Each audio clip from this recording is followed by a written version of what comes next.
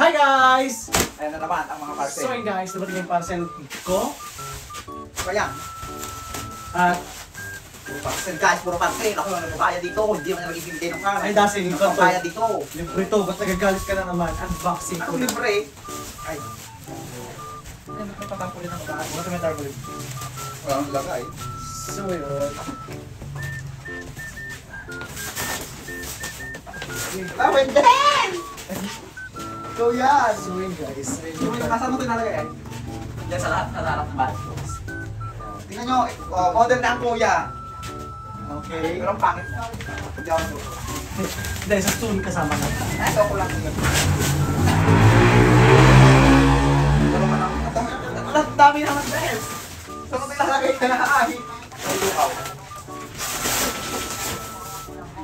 Ang dami niya. Okay, tingnan nyo. Tingnan naman tingnan. Sabi, pinapakita lang kayo ng piraso. 4. Apat siya Ano guys. yung una? Ano yung una kong hawak? Ayun, panel. Pare-pares lang. Pares mo ba? Kaya, ay, ito pa. Ay, ba? Ay, pares lang. Ganun din. Pares lang. 4. Apat siya guys. Ito ba yung isang sabi? Wait till my earring na. Ito ba yung isang sabi? Then, ito na yung Radas! At yung iniinom ko, ilang 4 months ko na siya iniinom. 4 months. Masarap ng tulog ko pag iniinom ko ng Radas. Kaya, balik ko kapit ko pala. Kasi, masarap ng tulog ko tapos sa pag naiinom ko. Oh!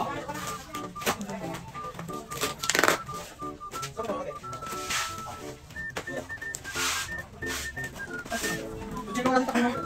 Kami tayo sa pagilid. Okay lang. Kasama tayo.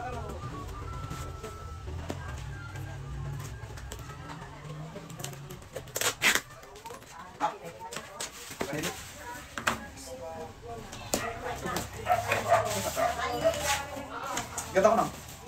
Pero sa kabila. Masukan ba tayo dito? Ooh. So yun guys, ito yung iniinom ko everyday. Kapag mo sa akin yan. Barley. Lasang grass. Pero masarap Barley. na tamis. With stevia. Mas gusto ko kasi with stevia kasi medyo matamis siya, may lasa. Pero gusto ko din naman yung natural, 100% natural, organic. Pero mas gusto ko talaga na may stevia. Barley po, Lubanol barley. Try nyo itong inumin, talagang The best. mura lang siya. Alam niyo naman yung barley, pag sinabing barley, alam niyo yung lahat maraming pwedeng gamutin. Pag narinig niyo yung words na Barley. makagamutin niya pa ugali. Pati daw ugali, nagagamot niya yung masama. Papaputi niya yung budhi niyo. Oh, napapaputi yung budhe, yung ugali na Napaganda. napaganda. So yun guys, maraming salamat sa panood ng vlog at Bumili na kayo nito. bye! So yun guys, gusto ko lang pakita yung laman ng Gcash ko, 20,000. Kasi may bago akong nilaro ngayon. Nandun sa comment section, click nyo yun sa comment section para magkaganto rin yung Gcash na. Go!